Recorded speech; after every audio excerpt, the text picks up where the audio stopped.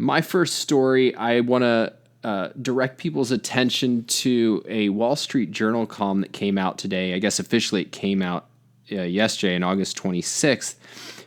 So I guess 2 days ago for those of you who are listening, by William McGurn, that's really celebrating the life of David Koch. Koch, of course, recently passed away. He was the co-owner of Koch Industries and somebody who, along with his brother Charles Koch, was viciously and relentlessly attacked by the left. And there's two things notable about McGurn's column.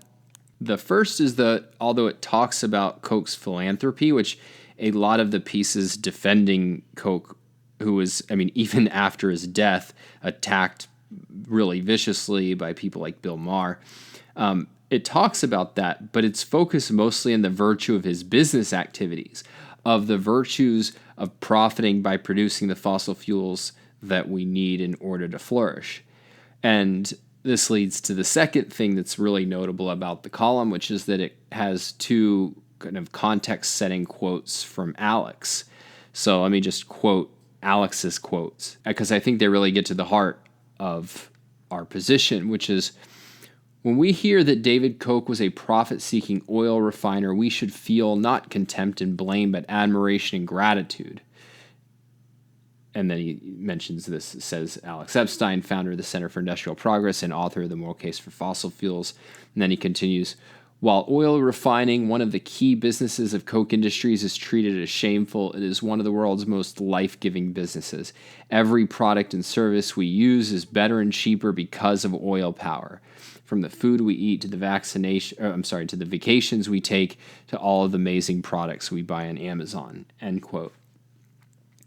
And this didn't make it into the column, but one of the points Alex often makes that I think really deserves to be stressed when thinking about the legacy of David Koch is his role in promoting freedom, and his role in promoting freedom for decades, often at real personal risk. So, he, for decades was on the forefront of promoting individual rights and capitalism, and was attacked with real vitriol by everybody, including President Obama. And he, along with his brother Charles, received countless numbers of death threats as a result.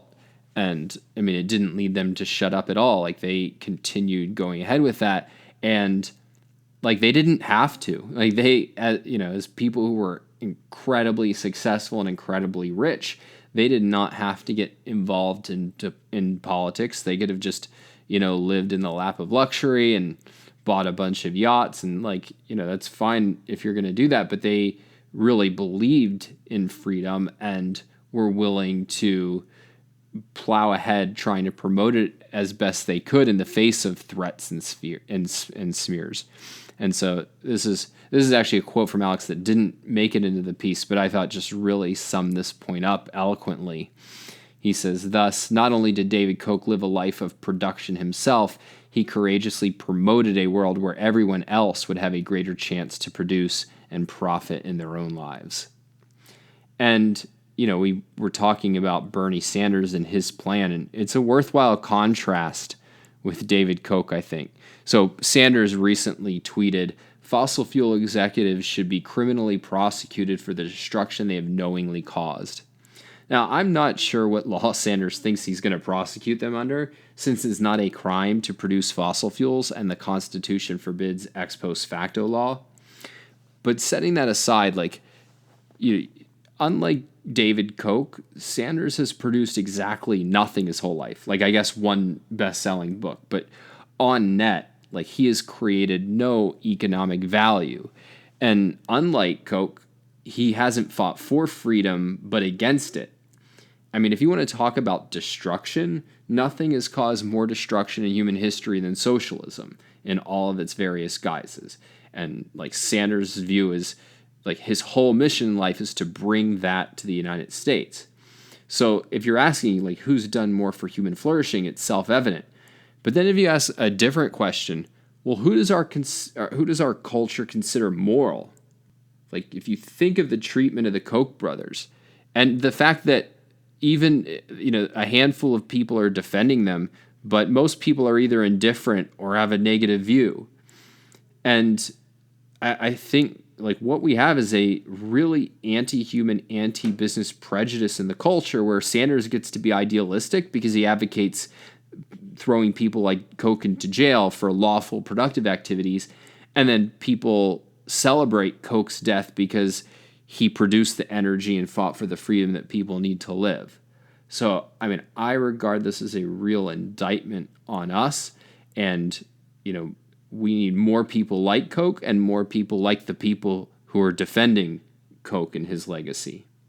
Steffen, any thoughts? Yeah, so I was watching on social media all these people talking about how, the left has cheered the death of David Koch and how this is like a really bad sign on their character.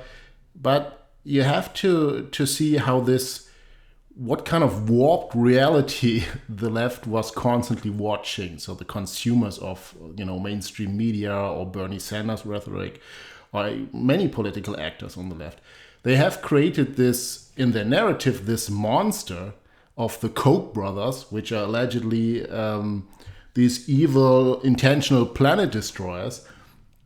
And of course, like following that, a lot of people are happy about the death of a human like this, right?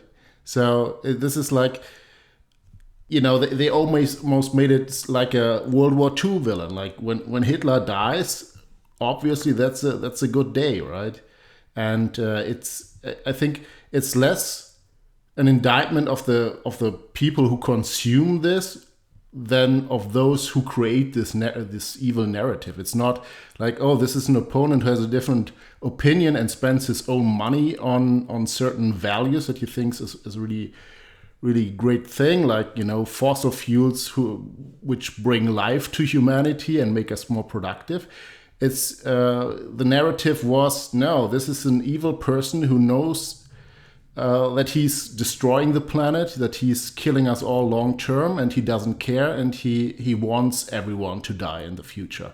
This was a narrative, and this sounds absurd to you and me, Don, but I think it's really dangerous what kind of narratives are created in the, well, maybe, yeah, it's a mainstream. It's more of an echo chamber on the left, but it's almost a mainstream. So this is really, it shows how bad this can go. Well, I think what happens is you have a certain kind of model of human behavior. And if you have a certain model that says, well, there's kind of people who are just driven by greed, and then they try to rationalize that or protect that by, a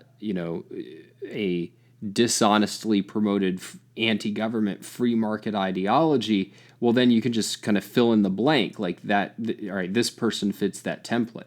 But if you have any real understanding of kind of what the value of freedom and the value of productive achievement and like the kind of principled courage it takes for a person to champion freedom, which is an incredibly unpopular view today,